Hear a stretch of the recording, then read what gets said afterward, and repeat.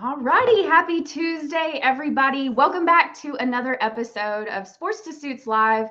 I am your host, Amanda Banks, and I have the honor and privilege to highlight all these incredible athletes, former athletes that are leveraging their backgrounds from sports to seeing success in business. And I am super excited about today's guest.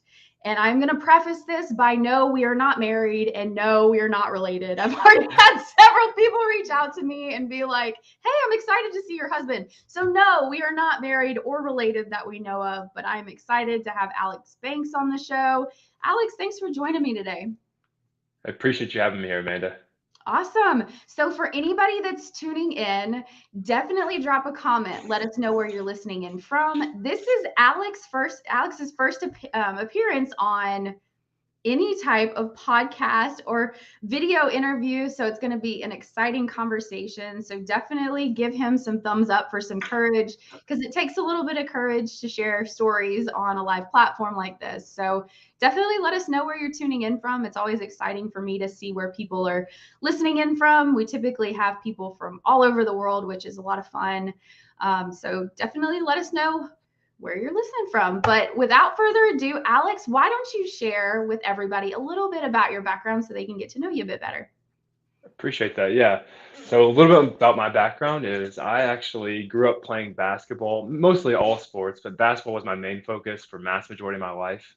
I was privileged to play at Ballard High School, and from there, that's where adversity kind of hit the fan. I was being recruited by a few schools, won't say any names, but uh, junior year, I actually ended up tearing my ACL very towards the middle of the season and lost a lot of opportunity. It's a horrible time frame to tear your ACL. And senior year, I've never really had to regroup back and get back to playing basketball. I had to be more of a, sitting in the stands, sitting on the sidelines kind of guy. I never recruit from that. It was ACL, MCL, meniscus. It's a horrible injury. I joined the military straight out of high school. I joined when I was, I guess, still in high school. And in the military, I was in for about 2.5, 3 years, and I really enjoyed the military aspect because of it. Kind of had that same team environment that sports had, and the brotherhood, which I really loved. But in the mix of doing that, I actually was hit by a semi on the expressway, flipped my Jeep 4 times, threw me into a ditch. Uh, thank the Lord, I'm still here. I'm blessed. I was going like 85 miles an hour. It's going a little faster than me. Uh, Kind of jacked my body up. I was in a discharged from the military, and I was kind of stuck and lost on like, where do I go next, right? And the one thing I knew was, I had to stay focused and had to find that next team and the next brotherhood to get a part of. And I tried small different jobs. It wasn't for me. And then I got involved in sales. And when I found sales, I realized it had the same competitiveness that I found in basketball. And I had the same passion that I had in basketball, always chasing goals, always setting things, competing with one another, whether it's my team or different offices nationwide. And I just fell in love with it. And when doing sales, I actually figured out there was opportunity to scale from just doing sales, actually learning how to build my own business and starting to train others, manage other. And it was really just such a great opportunity. It's something I really, really was passionate about, and it reminded me a lot of my sports background. So I was super blessed to be able to take all those values I learned in sports, and be able to pivot them into my business. So, and you've got such a background. We've got some folks tuning in here, so I definitely want to give some shout outs. We've got Jason, who's a longtime listener. He always submits the best questions. We're gonna pull some of those questions up in a minute. He's tuning in from Tulsa, so it's so good to see you, Jason. Then we have Michael tuning in from Ghana, West Africa, which is super cool. So once again, if you're tuning in, definitely drop us a comment. Let us know where you're listening from. It's always exciting for us to hear where people are tuning in from. And I want to start this conversation on the basketball side, because there's a lot of student athletes that tune into here that are very blessed to go on to college, but a lot of people don't get that opportunity. And I don't think that people recognize how challenging that piece is, not just from a mental perspective, but also just like from a completely changing your life perspective, because that's what you thought you were going to go do. So first off, like, why basketball? What about it was something that you just like absolutely love? Because I'm sure you could have played a lot of sports. We've got somebody saying that there's some sound issues. So anybody else having some sound issues? Want to make sure that we're all good here? Drop us some comments. All right. Anyway, so why basketball? Like, what about it was something that just It's funny. resonated? Funny you asked that. So I was probably better at baseball, honestly. If I would have been smart, especially numbers wise, I would have played baseball. But basketball was just fast paced. I love, and there's this uniformity with like language. I feel like basketball is a very similar language, and I don't know, the team's working in unison, so you can't really stop, right? Like in football, you can stop and regroup, and the team comes together and huddle. And basketball is just nonstop, and you just kind of got to figure out, you got to read the situation, be able to like look at the court, survey what's going on, and find opportunities and find the gaps. And I'm very fast paced, so I love that. I love being able to run nonstop, move and groove. Still to this day in my business, I'm like that. But I think there's a lot of opportunity to find the gaps in basketball, and you can kind of exploit individuals in the sport itself if you can kind of find their weakness and you have a strength over them. It's not as easy to do that in other sports. With football, baseball, it's really a team environment. With basketball, that one-on-one aspect was really something I just enjoyed. Being able to go one-on-one with someone and exploit their weaknesses. Yeah, so like you got hurt your junior year, right? And you tore Mhm. ACL, MCL. So like what happened? Like you just like obviously you got hurt and then did you immediately know that like your basketball days were kind of over as far as competing in college, or did you still have kind of that hope that you were going to get into college and play? Yeah, no, I still had the hope. I definitely like when it happened, I hit PT really hard. I remember right afterwards, I knew it was a setback, but I knew that like I was telling my mom, I was telling my family, like, no, I'm gonna bounce back from this. I'm gonna be okay. Things were a little worse than I've even imagined because I had ACL, MCL, meniscus, and it just took a long time to recover. But I actually started running like 3 months after my surgery, which they told me not to. But I was like, I got to get back into shape. Got to get back Oh into my shape. goodness. So I think that kind of hurt me. But I was doing PT like 2 to 3 times a day, junior year of high school, and trying to make it happen. I even actually, when I was in the military, I was in the National Guard, and I even attended WKU, and I had a slight opportunity to walk on for the basketball team there, and that was right before I got hit by a semi. So I still thought the whole time, even though I joined the military, I was like, hey, there's still that slight chance that I could play at WKU, and if I play at WKU, I can actually leave the military because they would give you that opportunity for playing a sport. So I was like, if I can go play basketball, count me in. I mean, don't get me wrong, I love to serve our country, but that was my focus and my goal. So you went straight from high school into the military. Like, what are some lessons that you took, at least from sports into the military? Because there's a lot of similarities, and I'd love to dive into that with you as far as some similarities between, high performance sports as well as the military. And so, like, what did you take from the court into your experience of serving the country? Like, I'm really curious about that piece. Yeah, so I took a few different things. I mean, competitiveness was definitely very, very important. I mean, especially in basic training, you gotta like, compete. I mean, the whole goal of basic is they're gonna break you down and build you back up. The one thing it took me kind of a little bit to adapt, even though basketball is a very team-like sport, there is some one-on-one individualism in basketball. And with the military, you cannot go one-on-one at all. And like I grew up without a father actually, so like I didn't have like that discipline of like a male role model around me. So I actually up front, I didn't respond the best to the authority male figure when I joined basic in military, but that's also the reason why I joined. I knew that I kind of needed that discipline. I needed that guidance and that support.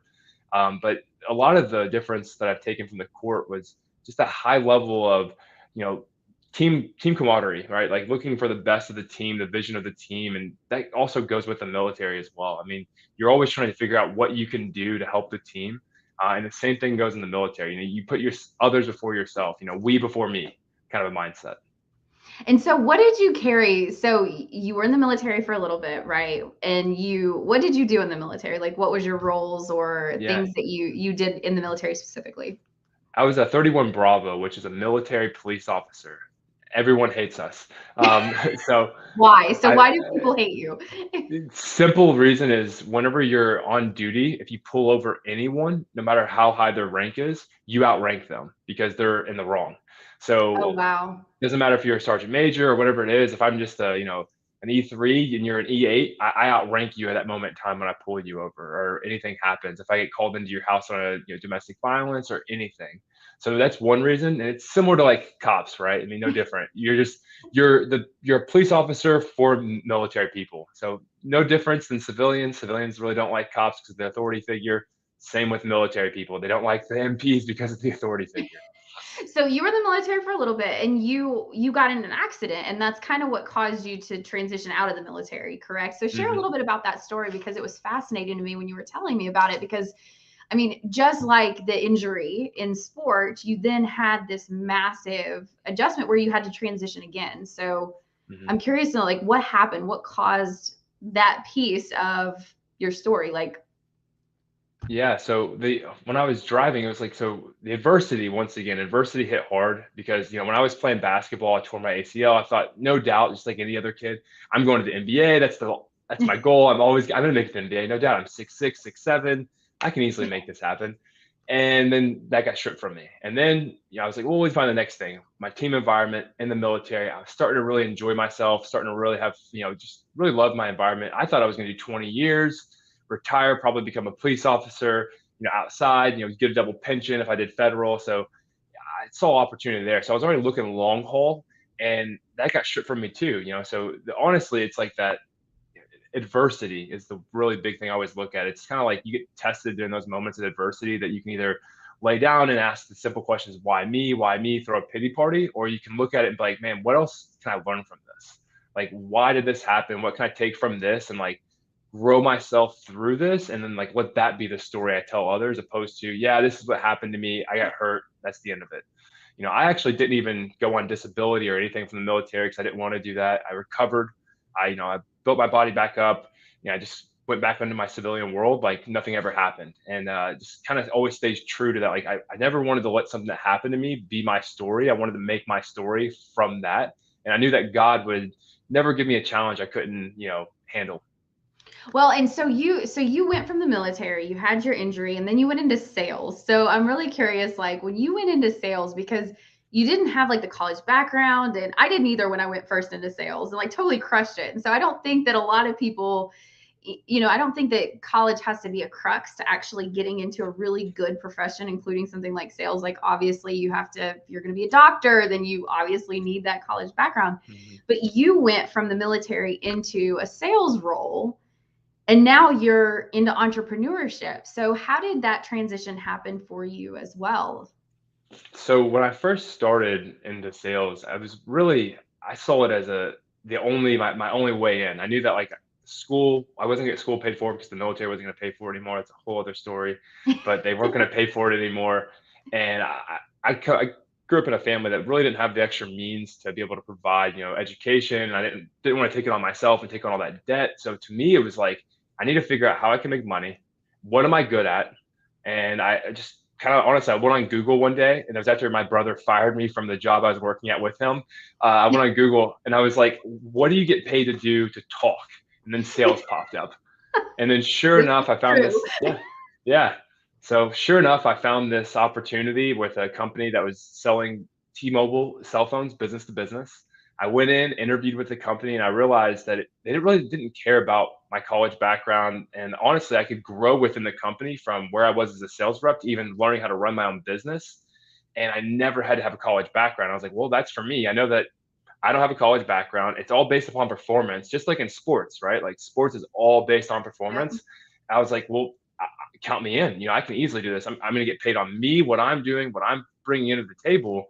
And then also my growth opportunities all based on me again. So I love the aspect of sales, and kind of gave me that opportunity to grow from not just a sales individual, but I learned how to interview people, train people, manage them, build my own business from that. And it reminded me of sports because tell everyone my wildly important goal is to own the Detroit Lions. There we And go. You never know who's tuning in into this show. hey, you You never never know. know. That's my wildly important goal. And I looked at every time I was building a sales team or my sales business that like if I was recruiting this player, who would I be looking for? If I was recruiting this person, so I looked at the whole sales organization as if I was running the Detroit Lions today already, and who would be my quarterback, who would be my certain people I need to put in those place to grow the teams. So. That is fascinating. So we've got some people popping in here, and I'm not exactly sure who this is. So JG joining from a golf course in Gulf Shores. That sounds like a lot of fun. If we're not connected, please connect with me. Hey. We do these shows every Tuesday, and we always have amazing guests like Alex. And then we've got Courtney. Courtney Harden, good to see you. Glad you're tuning in. Jason popped in a question that kind of goes in alignment to some of the things that you're talking about. So I want to pull this one up. And if anybody's tuning in that has questions, please drop them in the comments below as well. He says, in your opinion, what is the difference between a manager and a leader? I love that question. Yep. A manager is going to be someone who can sit back and they can kind of manage a project. More importantly, they can tell people what to do, when to do it, but they don't actually go out and do it themselves. A leader is someone who's really, really going to say they're leading by example. When they get something across their desk or something they know needs to happen, they're side by side with you and they're right there with you, making sure you're getting it done, making sure you're doing it the right way, giving you the confidence you need to do it. They're transferring that confidence to you and even like encouraging you to do it, opposed to say, hey, this is your job, go do this.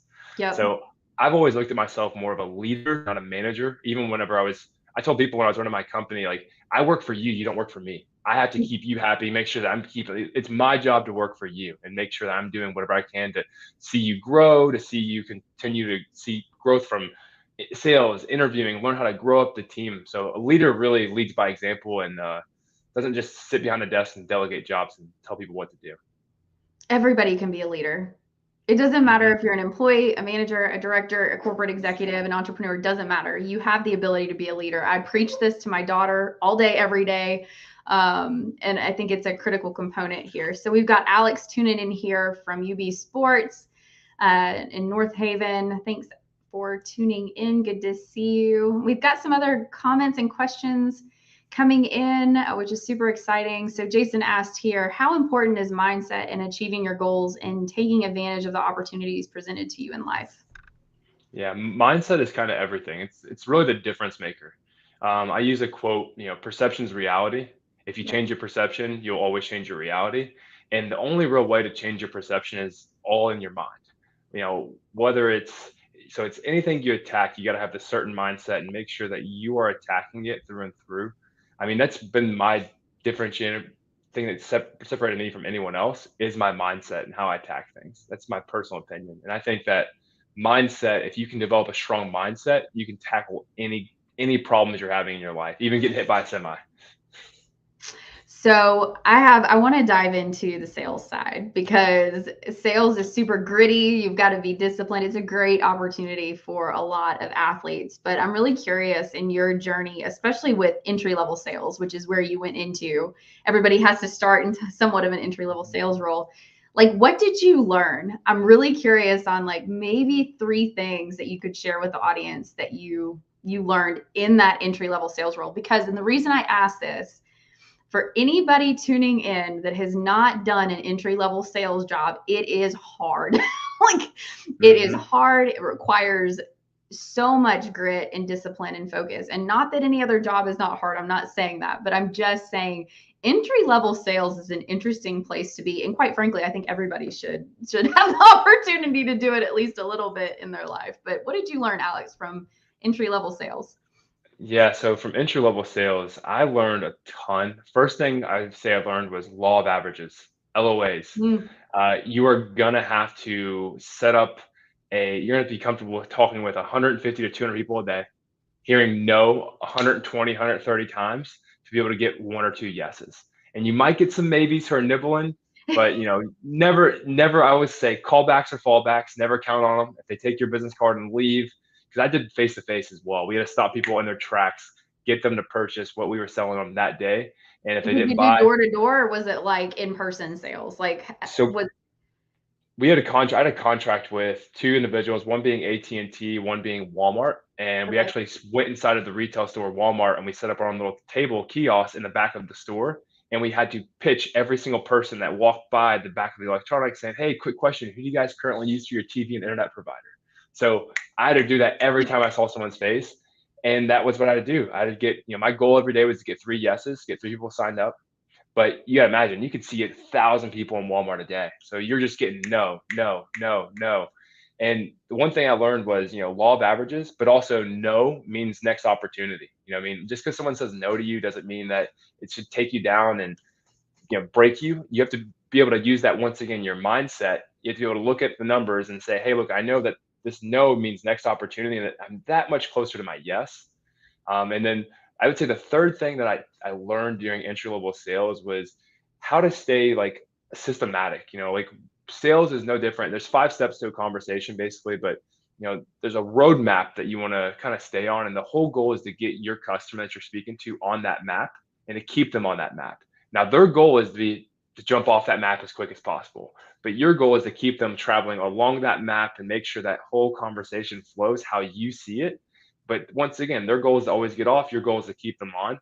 But if you stay systematic and you ask the right questions, they really can't really turn it down. If it's the good fit, you're fixing the problem, you're selling a good product, they trust you, they have the resources. Why would they say no? So I want to go a little bit back because I think that this is a really hard thing for salespeople to do. And this was a hard thing for me to do. And I kind of figured out my own process and how I was able to identify it. But when you were talking with that many people on a daily basis, how did you identify interest in people? Because I think that especially like more enterprise level sales, meaning more complicated long-term sales cycles, I think a lot of times people hold on to the opportunity when they should have just let the opportunity go. So I'm really curious, did you see any patterns in these conversations of people that were really, really interested? And like, how did you focus on those people versus the 900 other people that were just going to automatically say no? Because there are people that will stop and have conversations with you, but will never buy. So I'm really curious if you saw any patterns or anything that kind of flagged, oh, this is a good quality opportunity. Because this plays not just into sales, but also entrepreneurship, which I think that we have a lot of entrepreneurs that tune in. So what were some of those things that were like, yes, this is a good quality opportunity that I should try and help this person solidify a deal with them? So one of the big things that brings up to me whenever I talk about this is 45 or 90% of communication is nonverbal. So it doesn't really matter what they're saying. So like body language and how they're actually like their facial expressions. So really being able to understand their body language. And the most important thing I think salespeople forget to do is transfer that energy. So you have to actually, it's your job as a salesperson to transfer the energy from you to the buyer to get them excited as well. So if I'm bringing my energy, I have high energy, I'm energetic, and I'm always just one step above them, they should be chasing my energy. And if they don't chase my energy, then I know that I don't have them. Then there's no point to even try to continue to chase them and sell to them. The whole goal is to That's transfer that energy, interesting. get them excited, bring them along that line. If they're not chasing your energy and matching your energy, they're already losing interest. And they could be an owl, someone who's a joker, who's listening, taking everything you're saying, and they're just going to run home and take the information and put it on the table and never look at it again. So to me, it was always finding the individuals and kind of it was a chess match. You want to get the energy, raise the energy, make them raise it, and then transfer that to them. And then asking transitional tough questions to make them commit further. So put them in a situation where they have to commit to the next step. And then Mhm. when they commit to that next step, you transfer the energy, you get them excited, they're then going to buy in. And every time you get them to commit, boom, boom, boom, you just knew that by the end of it, you knew they were a good customer because you got them to buy in multiple times. And there was a lot of ways to do it. You can ask tough questions like option zero, giving them two options, but zero of them revolved around not saying yes to that. Well, and I would imagine your background as a military police officer, like that helped you understand, like ask questions, identify body language. Like there's a couple of body language experts, and I know that I know some of them, but there's a group of people that specialize in body language. And I read a lot of insights into this. And you're right. I mean, you've got to know, you've got to be able to pick up on that nonverbal cue to Mm-hmm. identify, like, can I actually deliver value to this person? Are they I just agree. trying to be nice? Like nobody, for anybody that's tuning in that thinks sales is like a dirty word, the goal of sales is really to deliver value. It has very Mm-hmm. like there's no reason why I would ever sell anything to anybody that I don't think it could help serve them. Now I know there's people out there like that will take advantage of the process, but Alex, what you're saying is very much like you've got to bring the energy, you've got to be excited, you've got to even show people that this is an area of opportunity for them. And if they're not interested or it doesn't make sense, then let go Let of the them walk. opportunity Yeah, because it it's doesn't that benefit simple. anybody. Like it's not a mutually beneficial relationship or partnership. Yep, exactly. And I think asking those tough questions. I used to have a line when I was in the store. I would tell people like, if they weren't interested, but hey, Mr. or Mrs. Customer, it sounds like you're interested, but you're kind of hesitant about something. Is that correct? And they would say yes. I'm like, awesome. Well, what's your hesitation? Or if they would say, well, I don't know if I'm interested. Well, then perfect. I'm gonna let you walk. You want to put them in a situation where they're telling you they're interested, and if they're not interested, just let them go. Like, hey, it's great talking with you. I hope you have a good rest of your day. Like, take care. How do you Like, stay positive? Like, and this, we'll jump into your entrepreneurship kind of adventures now, but like when you get told no over and over and over again, it can be deflating. Like, let's just be real. The best salespeople out there, you get told no, no, no, no, no. It can be deflating. So how did you maintain this high energy, positive candor throughout your journey in that specific sales role? Because I would imagine that's hard.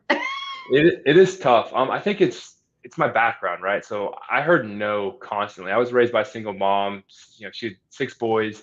So there's a lot of things that you'd hear no about just growing up because we didn't have the money to afford certain things. So it's like you see all these opportunities, and then like with basketball, I got stripped of my opportunities to play there. With the army, stripped of my opportunities to play there. So it's like life has told me no, no, no, no, no so many times that it's like I'm still living. I'm still here today through all my trials and tribulations. Like hearing no from a customer, that means nothing to me. You know what I mean? It's like maybe it's not the right time, maybe it's not the right process, but I know one thing: if I let that customer say no beat me up and tear down my energy, I'm never gonna get a yes because I'm So gonna take true. that negative no into the next conversation, and to take that negative no into the next conversation, they could have been a yes, but since you carried the no energy, you transfer that over to them a no.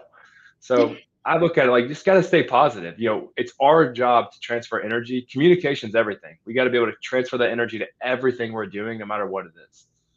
So I know you have a very strong value system. And for Mhm. anybody listening, I would love to pick your brain a little bit on why it's so critical to have a value system, an individual value system. And I know that you have 7 of them.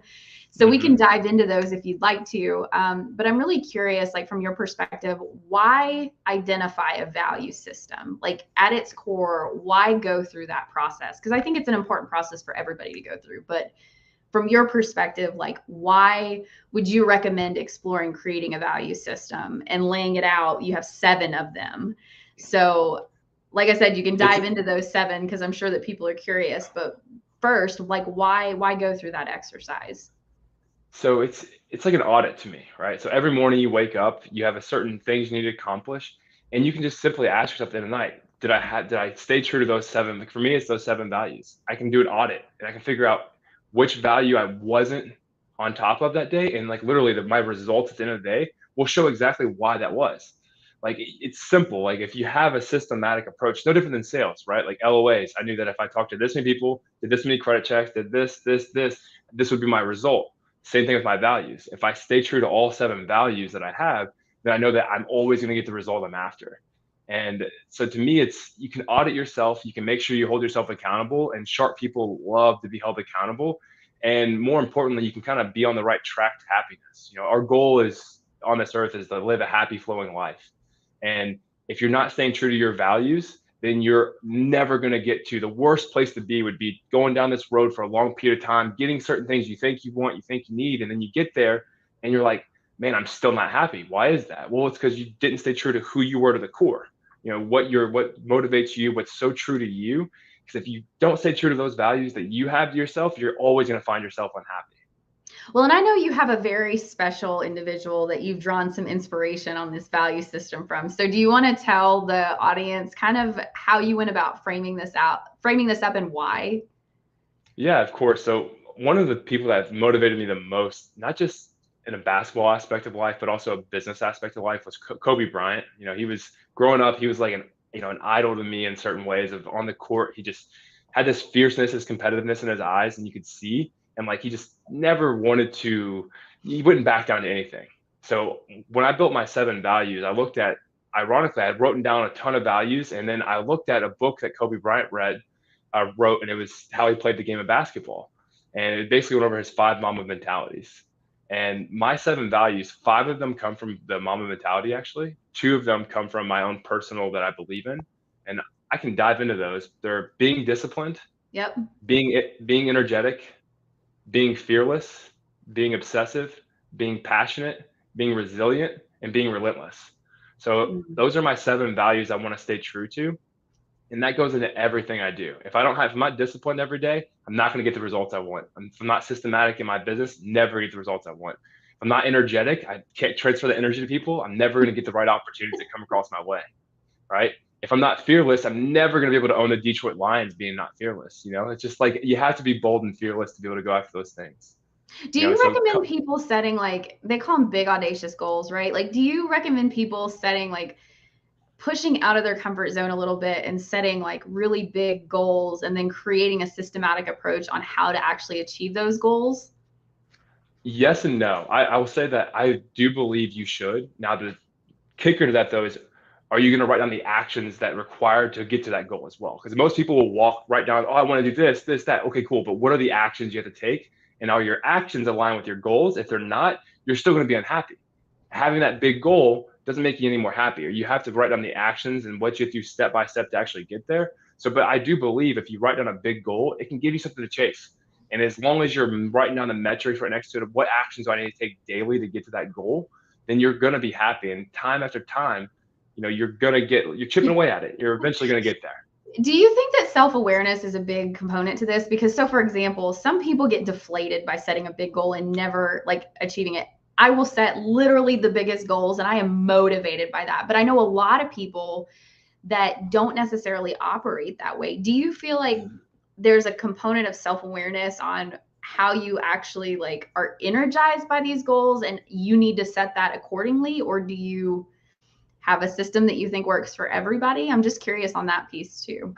So self-awareness is key in everything we do. You have to Yep. be self-aware. If you don't have self-awareness, you're gonna get stuck in an identity gap where you see your real self versus your ideal self, and you think that you're somewhere in between the two, and honestly, you're Yep. stuck. So you get stuck in an identity gap. But I do believe that everyone's different, right? Like I'm very goal-oriented. It sounds like you're goal-oriented as Yep. well. And I also like to see small successes because to me that builds confidence. If you want to build confidence in something, have small successes, whatever it is. Alan Stein said, "What's important now?" Right? So he would start his day off with wins, like small little micro wins. So it kind of kickstarts his day that Yep. he can win all day long. So I think it's important to know what motivates you, but more importantly, to have that awareness, self awareness of, am I doing what I said I was going to do, and am I following the right process? So this is a good, like, this is a great question from Jason. And like I said, he submits the best questions. So Jason, you're a total rock star here. He said, how important is celebrating the small wins while not losing sight of the big picture in sales? And this is such a hot topic here. And then also, what advice would you give a young entrepreneur in terms of how to handle rejection or discouragement?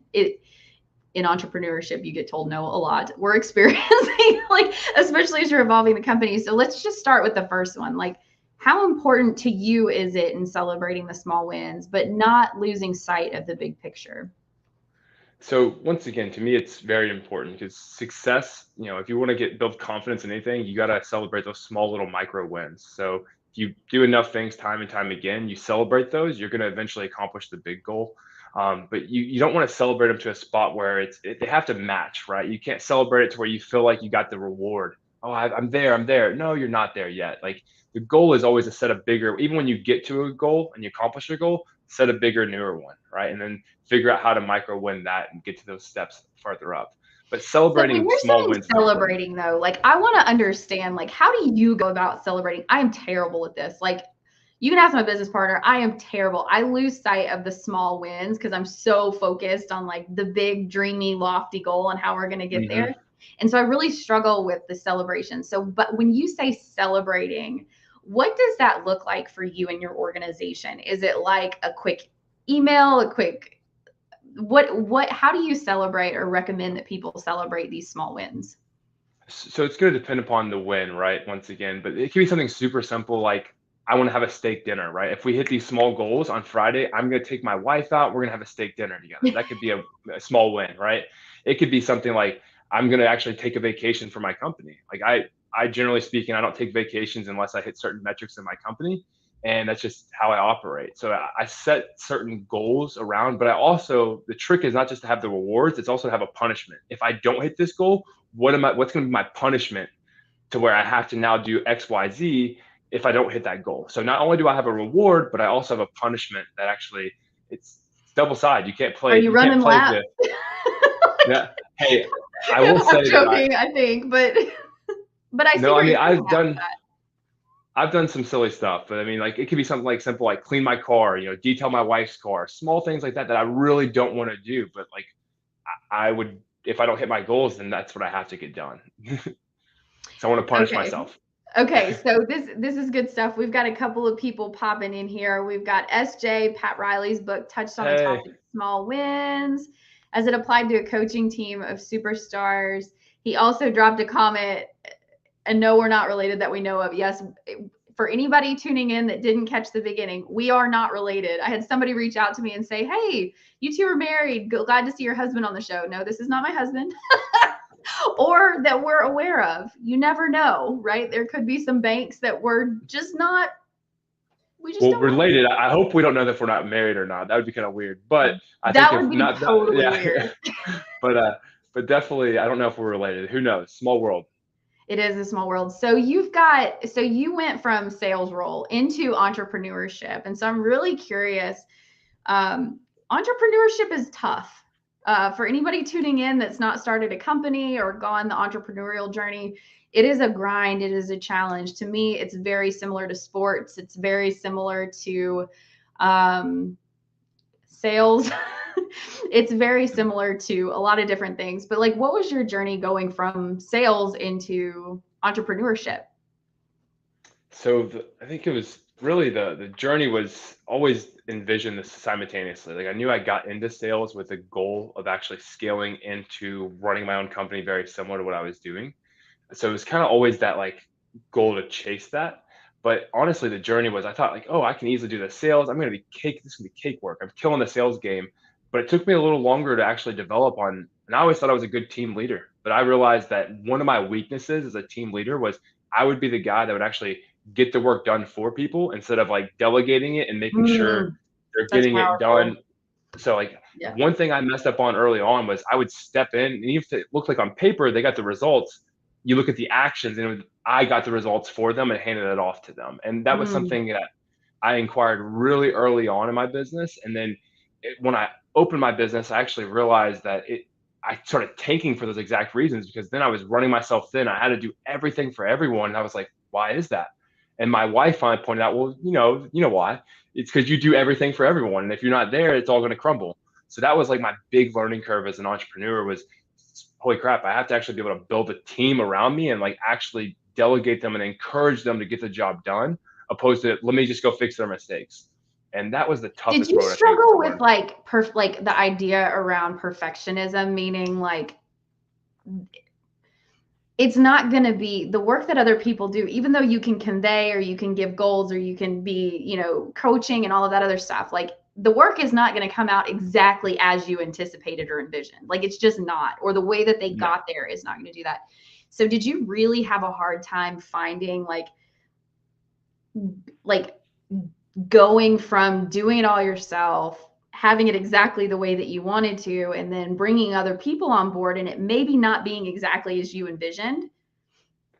So it was a transition, but I realized that if you build systems, systems are replicable. So if you Yep. can replicate certain systems, and I had to remove myself from the situation and be like, cool, like with sales, why did I get the results? And then I looked at why I got it, and if there was anything like that was personal to me, like my charismaticness, my this, my that, well, I had to remove that stuff from the system and the process, and I had to actually build a systematic approach that anyone could do, no matter who it was, and figure out how I could take this systematic approach, remove all this extra stuff in there and give this over to someone that if they just followed these very systematic things, the results would happen. And if they didn't, no worries. We could coach them on, hey, maybe you need to have a little more personality here. Maybe you need to do this here. So the hardest part for me, I think, was, to really, really actually take the time to build the systematic approach because I was so good at just willing and dealing and doing things myself and just it came natural to me. But to actually break down why I got the results I got and how to remove myself from the situation, which is the hardest thing to do, and remove myself and look at things from a bird's eye view, that was kind of really when my company started to scale even more because I started to really build systems that anyone can replicate. So at what point did you start doing this though? Because in like early on in entrepreneurship, like you said, it's kind of like you're just kind of winging it to some degree, not necessarily winging it, but you're doing market analysis and testing and better understanding how are your products and services going to actually, service the market, and how are you going to build systematic approaches to these processes. And early on in the entrepreneurship journey, even though, like, for example, we have a sales process, we have internal processes on how we actually submit receipts, like the administrative stuff. but we're still learning, right? Like we're still trying to better understand certain processes. So at what point in your business did you like solidify these processes, and did you do it early on and then adjust as needed? Or did you wait a little bit until you figured out what worked and then start the documentation process? So I kind of started early on when I opened my own company. I was blessed for a portion of time where I was actually partnered. I was a partner in my business that was here in Louisville. I was partnered with someone, so I got to kind of like still wheel and deal for a little bit when I was on my own. Gotcha. I was with him partnered, and then I realized where I was messing up. So I kind of got he was mentoring me as well, helping me out, helped me see like where the gaps were. But then when I really expanded my company from Louisville, Kentucky down to Jacksonville, Florida in 2019, I expanded because I finally felt comfortable enough to go out on my own, and I had finally perfected my craft. I wouldn't say perfected, but I got it to a process to where I felt comfortable enough to where my systems were flowing. And then my leadership team, we would meet at least once a week to go over certain things, and then once a month to go over other aspects of things, to update things as needed. The simple truth is things are always changing. You always got Yep. to be willing to be a lifelong learner and then constantly update things as they come. And that comes from not just your business, but who you bring into your business. According to who you have in your business, you have to have organizational values as well, like who's in the organization, what are those values according to who's in your business. And those are going to change as people come and go in your business. So I'm really curious, like, so you've gone down this entrepreneurship journey, and you have a lot of passion and heart around coaching and mentorship. Mm-hmm. And I don't know about you, but early on in my journey, like I didn't even recognize that business coaching was critical. Like I didn't recognize that I needed to have a business coach. Now I understood mentorship and surrounding myself with other people that, would make an impact and that I could learn from and all of those things. But I know that you are very you're very passionate about coaching specifically. So where does that come from? Did you, or like early on in your career, did you identify, did you have business coaches, or like was it something that you kind of learned throughout your journey? Like share a little bit about that story, because I think that a lot of people are hesitant around business coaching, but for me it's been critical. Like I have learned so much from some of the people that are very great business coaches, but I didn't even know until maybe even a couple of years ago how important that was. And I don't I want to mean, I sell was business blessed. coaching to anybody. Like I'm not trying to sell. No. It was an untapped resource for me that really truly made a difference in the way that I approach things. So I'm curious on your end, like why coaching? Why is that something that's so important to you? So I was blessed early on in my career where I had mentors that were just like handed to me. They had already gone through the process that I was going through, so I didn't actually have to go through and qualify. Or have they done what I'm trying to accomplish? Have they done this, that? Because I think the hardest part with getting and buying into like a business coach is, have they even accomplished anything? Have they accomplished what I'm trying to accomplish? Or are they just someone who bought a program and now they're trying to sell this program off to me that they didn't even know about, right? And I think that that's the hardest thing when you figure out picking a business coach. Have they even accomplished what I'm trying to accomplish? But for me, I was so blessed that like I already had those coaches like designated to me, that like I knew their success. It was plastered all over our walls. We had their faces on it in my company walls. I already knew their stories because I Yeah. saw what they accomplished. So, Were but they for so me, they were internal to your organization? yeah, we were in a partnership basically with Okay. AT&T, and they had done this previously. They were like the founding fathers, you could say, of what we were doing, and they had like gone through the grunt work and built everything up, and even helped us build our systems and processes. So like I was blessed to where I was like just granted those coaches, and I was like, hey, cool, you've already accomplished this. Let me just pick your brain. It's kind of like the NBA or sports in a way, right? Like going into sports that if this guy played on this team and you're now the rookie on the team, you should probably be picking his brain. I need to be talking to this guy about what Yep. he's doing, his accomplishments.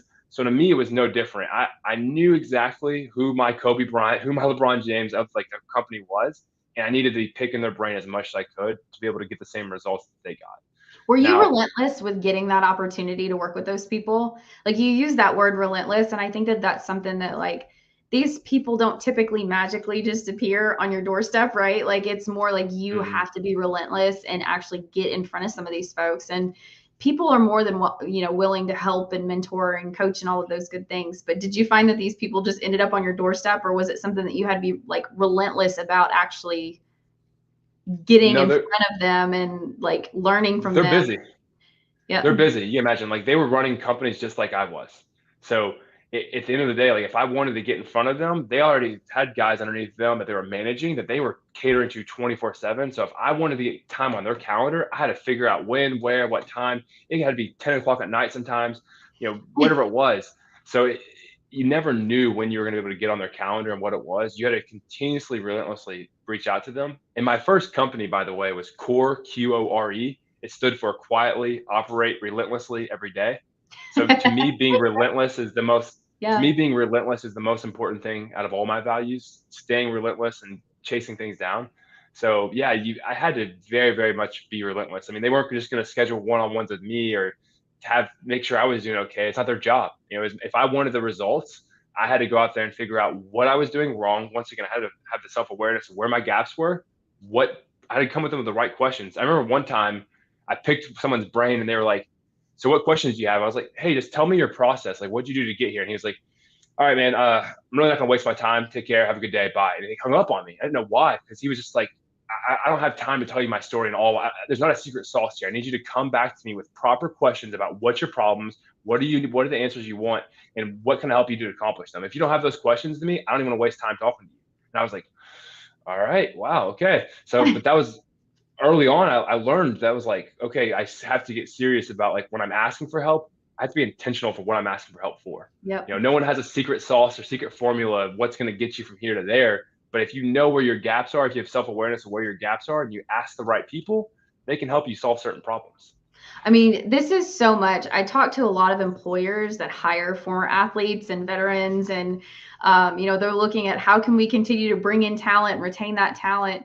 And one of the things that just absolutely strikes me in this conversation is for employers to have like processes around this for leaders, not necessarily like former athletes and veterans. Like, it's just a really specific mindset that you have to be an elite level athlete. But for employers, athletes are not I was talking to somebody the other day. I'm not necessarily motivated by a paycheck. I'm more motivated by getting the opportunity and exposed to new and exciting information. So, but I had to ask for, hey, I would love to learn from this person, or I would love to learn from this person. So, like, the benefits from my company, I needed to get those opportunities. That's how I stayed engaged. And it very much strikes me that you're very much a similar thinker. Like, it's not necessarily about the paycheck. It's more about how can I get an opportunity to learn from somebody?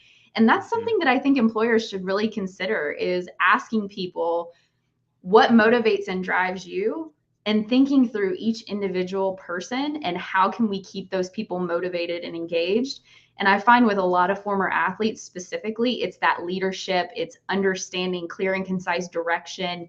And this doesn't just apply to sales roles. It applies to any single role that these people go into. Do you find that too?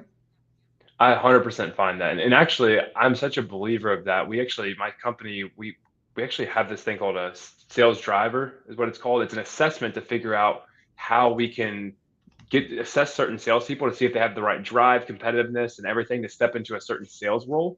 And Yeah. are they more of a farmer? Or are they more of a hunter? And Can you I define that believe for that. people? Like, can you define that? You just said that, and some people may not know what that term is. I get it totally, but for people that are listening in that may not understand sales roles specifically, can you tell the difference between a farmer Yeah, and a so hunter? for a farmer, imagine a farmer being this. If you worked for a company that your job, you actually already had clients, they already have, whatever it is that they're doing, let's say a SaaS company, and your goal was to call those clients that are already using your product and talk to them about whatever else that you can offer them to sell them more. So your goal is to nurture, to farm your current leads, to farm your current clients to figure out how you can get them to spend more money. That'd be more of a farmer sales job, to where you're not having to go hunt new clients or new people. You're more taking care of your current client load to make more money or to Yep. grow your crop, right? So, but a hunter would be someone like myself. I'm a hunter through and through. I don't necessarily like, don't get me wrong, I love the farming aspect, but I love to hunt. Hunting is my favorite thing in the world. And that's where you're getting someone who's more of, wants to acquire new business. They want to go get new customers. They want to get this because it's more of a thrill. Every morning there's a gazelle and a lion that wakes up. The lion's got to take off running because he knows that he has to get his meal in. The gazelle's running to hopefully stay alive. Yep. Which one are you going to be today? Are you going to be a gazelle or are you going to be a lion? And this is really important for people to understand, because typically there's not like, salespeople can do a lot of different roles, right? I've filled everything from a hunter to a farmer to whatever, right? But Yep. people typically lean towards one skill set, which is what I find really, it's not necessarily like, it's the difference between like a generalist and a specialist, right? Typically there's a specialist in each of these sales roles. So that's something from an organizational perspective to identify within your business journey. What types of salespeople do we need, and what are, like, how Mhm. do we keep these people engaged? Because the skill set is very, very different. Of course, and imagine salespeople are really good at personal skills, right? So they could sell themselves on an interview. Doesn't mean they're actually telling the truth. But if you don't assess to figure out if they're a farmer, let's say you're hiring a hunter and you put him in a farming job, 3 to 6 months later, he's bored, he's moving on to the next company. And you've now just spent fifty to $100,000 hiring, training, and building this new employee who's now going elsewhere. And you got to go recruit a new one to just fill that farmer role. But if you could get the assessment up front to figure out what it is I'm looking for, what it is the client needs to have, or what it is the candidate needs to have, you don't have to worry about, are they going to be happy here? Yeah. Are they Can going to we thrive motivate here? them? Can we maintain? I mean, Hmm. retaining employees is so difficult right now. There's so many different opportunities, but the reality is like, especially salespeople, we're motivated by different things. And I think everybody's motivated by different things, but sales is a tough industry. It's a tough job. It's a tough role. And just better understanding, how do you actually, where do you fit into the organization, and how do you continue to grow and scale your own individualness, I guess, is critical for people to understand and know. Maybe that's the nugget that we leave with people, right? Like, making sure that people understand, like, talk to each individual person and better understand, or if you're leading people, have them do that. What motivates each individual employee, and how can you continue to not just financially benefit them, Hmm. but also how can you benefit them in other ways? Of course, and how, because once again, people love to, no matter if they're a farmer or a hunter, they want to grow. They still want to Yep. grow, and they want to feel happy, and they want to feel valued for what it is they're doing. And I think that that's the secret, right? Like making sure that you bring value to not just yourself, but to the organization, because we all have this fulfillment. We want to be fulfilled, and we want to bring significance into this world. And I think that's the super crucial thing, to make sure that in your role, not only do you get the, you know, personal satisfaction, but you also feel like you're helping the company grow to new things or new adventures. So I think that is crucial. I think it's a Well, huge and thing. same vice versa. Like, the company is the other side of that. Like, make sure that your employees are growing and scaling and all of these good things. So tell me a little bit about, so I'm going to pop up this link here. You've got bankstrategicgroup.com, and this is Alex's company. So I would love for you to just share a little bit about your organization and some of the work that you're doing, because I think it's fascinating, but I would love for the audience to hear as well what you have going on. Yeah, I appreciate that. So, Bank Strategic Group, we have a couple different aspects. Our main feature that we like really focus on is being an outsourced VP of sales, really helping companies from beginning to end recruit the right salespeople, train them, manage them, help them build the processes, procedures, and policies to really ensure growth of companies. We target really, companies that are Series A funding, things of that nature. But I also have a flip side that I love coaching, and I love doing advising, coaching, consulting, and training. I work with different companies in different places that need the advice, need certain advice to help them grow with where they are currently. We work with solopreneurs, entrepreneurs to help them build certain processes and procedures where they are currently today. I even work with sports organizations of how to actually sell more sponsorships. Like I work with a few different sports teams that are playing in the TBL, the ABA, the OBA, and a few other sports leagues. I help them build the right procedures and sales teams to go sell their sponsorships. So we So have a few different are there categories. any industries or any organizations that you typically lean to? You said medium-sized businesses, and then you said you do some coaching and some stuff for some sports teams. Is there like any industries that like make the most sense for you guys? Or are you just kind of generalists? Like, how do you go about acquiring new clients? Like, I'm really curious on that side too. No, no, good question. So for my outsourced VP of sales role, we're really catered to tech startups, tech companies, as well as manufacturing companies. Generally speaking, the reason why is the founder and CEO, they're really good at their expertise, their trade. But if they want to take their company from where they are to getting to the next level, it's going to require building a sales team and sales background. And they unfortunately don't have that background of building sales teams and managing salespeople. And how to put the right commission structures, how to motivate them, how to actually build that winning culture in your sales organization.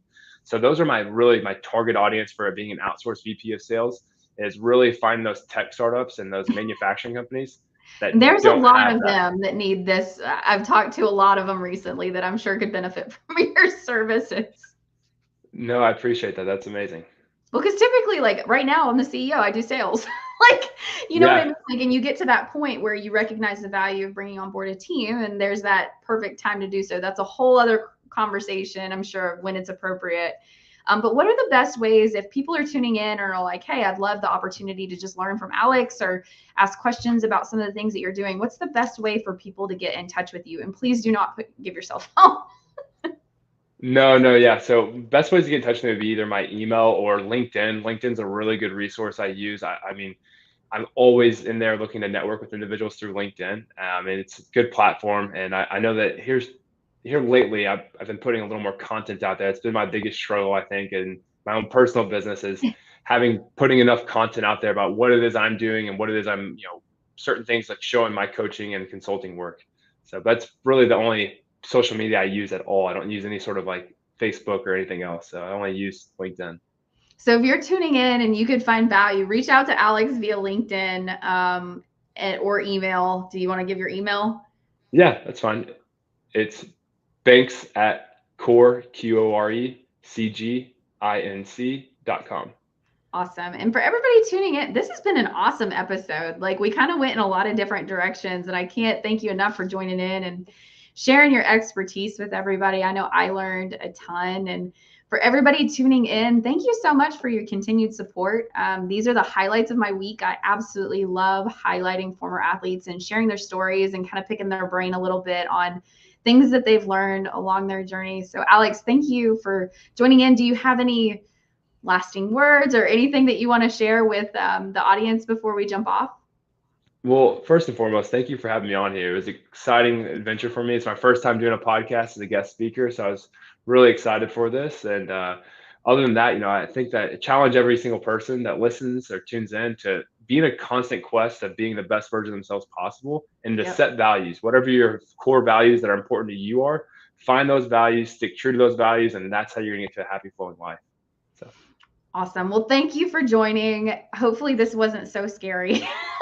It was an No, I'm awesome used to this stuff. conversation. You've been a great guest, and I'm grateful to continue to support your journey. If anybody's tuning in and would love to have Alex on their podcast, please reach out to them or reach out to him. And thanks again for tuning in. I'll see you next Tuesday from 1 to 2 p.m. Central Time. And until then, feel free to reach out if I can be of assistance in any way. Good to see everybody.